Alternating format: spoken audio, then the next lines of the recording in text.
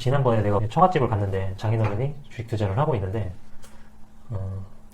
나한테 많이 물어보셔. 웬만하면 사람들한테 안 권하려고 했는데 장인어른한테는 권유를 한 종목이 있단 말이야. 그러니까 ETF 위주, 그냥 안전하게 ETF 위주로 권유를 했던 거지. 특정 개별 종목을 하면 위험하니까. 장인어른이 2차전지 ETF를 가지고 계신데 요즘에 이제 전기차 화재 사건이 많이 일어나니까 아버님이 요즘에 처갓집에 갈 때마다 이제 계좌를 보여주시는데 2차전지는 많이 이제 매수를 안 하셨더라고. 왜냐면 요즘에 뉴스에 이제 전기차 화재 사건을 보시고 불안해 하시는 거예요. 그래서 유난히 2차전지 ETF만 매수를 많이 못 하셨는데 전기차 화재가 나니까 이제 전기차 쪽 이제 망하는 거 아니냐. 사람들 이거 보고 이제 앞으로 평생 전기차 안 타겠다, 큰일 났다, 약간 뭐 이렇게 생각하시는 것 같아서 그 걱정하지 마시라고. 뉴스를 100% 믿으면 안 된다 이렇게 말씀을 드렸지. 왜냐면은 그 전기차는 화재가 나니까 전기차 산업은 안 된다는 접근으로 투자를 하면은 안 좋은 뉴스는 어디서든지 많이 나니까 삼성전자도 뭐 반도체 요즘 안 좋다는 얘기 많이 나오는데 망하진 않았잖아. 어쨌든 간 전기차 산업은 안 된다는 접근으로 생각할 게 아니라 화재가 난 걸로 인해서 기업들이 그 화재 발생률을 줄일 거 아니야. 그렇게 화재가 안 나는 방법으로 업그레이드를 시켜나가면 나갔지, 대기업들, 글로벌 기업들이 그렇게 일부의 화재로 인해서 그 산업을 포기하진 않는다. 그리고 기업이 그렇게 좀만 뭐가 안 됐다고 해서 포기하고 그렇게 허술한 조직이 아니다. 동네 뭐 작은 기업도 아니고 글로벌한 기업들이 어떤 산업에 뛰어들 때는 또 그만큼 큰 금액의 투자를 한 거고, 하드웨어적인 투자든 인력 투자든 그렇기 때문에 쉽게 포기하기는 어려운 것 같고, 우리도 지금 4년 넘게 전기차를 타고 있잖아. 우리도 어떤 전기차 화재가 우려될 수 있는 문제로 리콜을 여러 번 받았잖아. 자동차 제조사 측에서. 그래서 우리 배터리도 교체를 해줬고, 새 걸로. 최근에도 뭐 안전벨트 쪽에 의해서 뭐 화재가 일어날 수도 있으니까 그쪽 부품의 교체가 필요하다 해서 리콜을 또 받았고. 리콜을 받을 예정이지. 그러니까 리콜 통지를 받았는데, 그래서 이런 큰 기업들은 전기차에 화재가 일어날 수 있다는 건 알아, 이미 사실은. 그러면 그거에 대해서 이제 어떻게 조치를 하고 기술을 발전시켜 나갈지를 고민하는 거지. 계속 업그레이드 시켜 나가고. 다만 지금이 뭐 좀 그게 더 부각이 되는 과도기일 뿐인 거지. 요즘 이제 뉴스에서 많이 나오는 전기차 화재 사건들은 실제로 일어나는 팩트는 맞기는 하지. 그거는 부인할 수 없고 그게 기사화 된 건데, 근데 사실 뉴스에 안 나와서 그렇지 내연기관차 화재는 더 많이 나고 있거든. 건수로 치면 몇 년 전인가 BMW 차량 화재도 18년인가? 욕한 건 아닙니다. 그 정도쯤인가? BMW 차량에서 반복적으로 화재 사건이 나서 기사화가 많이 됐던 시기가 있었던 것도 어떻게 보면은 마찬가지인 거지. 그렇죠. 이미 이미 내연기관차는 기술이 많이 성숙한 영역인데도 불구하고 화재가 많이 나잖아. 그리고 사람들은 그럼에도 불구하고 타고 탈 수밖에 없고. 근데 이제 전기차는 지금 초기 단계이기 때문에 그런 화재 사건들이 더 부각이 될 수밖에 없긴 해. 그래서 화재가 났다고 해서 전기차 시장은 망한다, 앞으로 성장하기가 어렵다, 그러니까 투자하면 안 된다, 이렇게 바라보는 거는 이제 조금 투자에 좀 안 좋은 영향을 받을 수 있는 거지. 그렇게까지 좀 확대 해석할 필요는 없는 것 같아. 테슬라 전기차도 화재 사건들이 여러 차례 있었잖아. 그런데도 지금 테슬라는 최근에 사상 최대 실적을 냈고 주가도 반등하면서 올라가고 있고. 뉴스에서 일부 얘기인데 지금 그게 전체인 것처럼 생각하면 안 된다는 거예요. 그러니까 요즘에 이제 부동산도 많이 뭐 가격이 떨어졌는데 떨어지고 있고, 요즘에는 이제 거래가 별로 없잖아. 최근에 사건이 일어나는데도 그 가격으로 반영이 되니까 실거래가가. 그게 근데 우리가 거래량이 거의 없는 부동산의 가격이 그게 진짜 맞는 가격인가? 거래량이 막 20건, 뭐 30건, 뭐 50건 이렇게 있으면 한 달에, 그러면 거기에 이제 평균 거래 가격이 나올 거 아니야.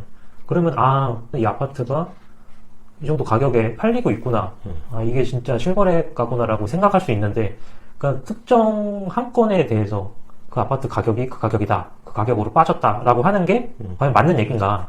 어쨌든가 뉴스는 그 한 건으로도 그 가격에 매매가 됐다는 거는 팩트니까 보도는 한단 말이야. 근데 사람들은 진짜 그 한 건으로 인해서 가격이 폭락했다, 그러니까 이런 식으로 생각한다는 게 부동산 뿐만이 아니라 아까 전에 얘기했던 뭐 전기차도 엄청 팔리고 있고 앞으로도 많이 팔릴 건데, 근데 몇 건 이제 화재 난 걸로 마치 이 산업이 안 될 산업이다 이렇게 생각하는 건 좀 확대 해석이라는 거지. 몇 년 전에도 삼성 갤럭시 스마트폰도 그때 배터리 이슈였나? 폭발 사고들이 자꾸 일어나니까 그 당시에 뭐 삼성 스마트폰을 휴대한 사람은 비행기에도 못 타게 하고 못하겠나? 그걸 가지고 못하겠나? 하여튼 그랬을 거야. 뭐 그랬던 시기가 있었는데 근데 지금 몇 년 지나서 삼성이 망했거나 돈을 그때보다 이제 못 벌고 있느냐? 근데 그건 아니잖아. 오히려 지금 뭐 삼성도 최근에 뭐 실적 발표를 했지만 오히려 매출이 더 늘어났지 그때보다. 그때보다 늘었지. 최근 실적은 줄었긴 한데 계속 장기적으로 늘었지. 훨씬. 성장해오고 있다는 거지 삼성도. 그리고 뭐 2019년 7월경에 일본이 우리나라 너무 이제 성장하는 것 같으니까 배 아파서 견제하려고. 한때는 이제 일본 자기네가 더 잘 나갔었는데 추월을 당할 것 같으니까 미리 양털을 깎아야겠다. 그래서 과거에 뭐 미국이 일본을 이렇게 양털 깎기를 한 것처럼 미리 꺾어놔야겠다라고 해서 우리나라의 이제 주요 뭐 소재라든지 뭐 부품 장비들을 이제 수출을 안 해주는 우리한테 안 해준다기보다 되게 엄격하게 한 거지. 거의 뭐 잘 못하게. 까다롭게 정부의 승인을 받아야지만 할 수 있게끔. 그래서 이제 뭐 우리 뭐 반도체 산업이라든지 어떤 주요 산업들이 타격을 받게끔 하려고 했지만 결과적으로 보면은 그때 우리나라 기업들이 계속 일본한테 의존을 하면 안 되겠다. 의존도를 낮춰야겠다. 그러려면 그런 주요 소재, 부품, 장비들을 국산화해서 또는 공급할 수 있는 루트를 또 다른 데를 찾아놔야겠다.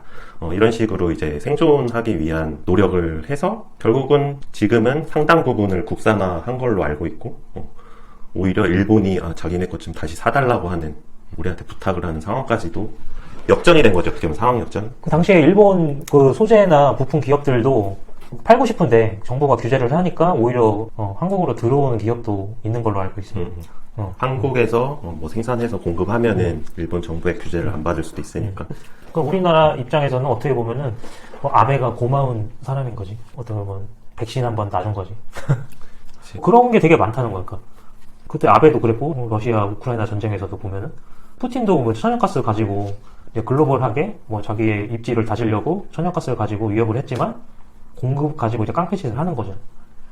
근데 어떻게 됐어? 이번에 겨울에 유럽이나 전 세계적으로 자기들한테 이제 천연가스를 가지고 이제 벌벌 길게 하려고 했지만 유럽의 기온이 생각보다 안 추웠고, 근데 유럽은 그 당시에 이제 그 전에 긴장을 해서 미리 천연가스를 대규모로 보유를 하고 있게 된 거고, 그리고 거기서 더 느낀 게 뭐냐? 유럽이 신재생 에너지로 더 가야겠다. 뭐 석유나 천연가스를 가지고 뭐 이제 중동이나 러시아에게 의존도를 떨어뜨리기 위해서 더욱더 뭐 수소나 태양광, 풍력 뭐 이런 쪽으로 에너지를 스스로 확보를 해야겠다. 자립, 에너지 자립을 해야겠다는 생각을 더 하게끔 만들고 거기 의존도를 떨어뜨리겠다는 생각으로 오히려 그 산업을 더 가속화하게 만들었던 거지, 푸틴이. 어떻게 보면 푸틴이 지금 뭐 전쟁을 일으켜서 나쁜 사람이긴 하지만 신재생 에너지 쪽에 있는 사람들은 더 어떻게 보면 고마운 존재? 순간은 아프지만 더 이런 쪽으로 빠르게 확산되고 발전시키게 만들어준 존재가 돼버렸다. 그래서 그런 뉴스 하나하나만 보고 투자를 한다는 거는 좀 판단을 혼란시킬 수 있는. 혼란시킬 수 있고 오히려 반대로 해야 된다는 얘기가 괜히 나온 게 아니란 말이야. 어쨌든 뉴스는 특종을 잡는 게 목적이지. 나는 그래. 뉴스는 팩트는 맞아. 그러니까 자기네들은 잘못한 거 없단 말이야. 나는 팩트 얘기했어. 그러니까 언론사는 그래. 난 팩트 얘기했을 뿐이야. 하지만 까보면은 그게 전부가 아니라는 거를 판단을 못하는 경우도 있기 때문에, 물론 우리도 그런 경우도 있겠지. 그래서 자기네들 할 일 했다 이거지. 잘못 판단하게끔 한번 돌려서 생각을 해야 된다는 거야. 좀 비판적으로 생각을 하고 무비판적으로 받아들이면 진짜 언론이나 광고에 휘둘릴 수가 있기 때문에 그게 진짜 투자하는 사람의 입장에서는 진짜 쥐약이다, 그게 완전히. 그래서 투자할 때는 진짜 뉴스만 믿고 투자를 하면 안 되는 이유가 여기 있다는 거예요. 그래서 뉴스는 참고만 하되 자기가 알고 있는 것을 데이터화해서 그걸 가지고 판단을 해야지 뉴스만 믿고 판단하면 안 된다.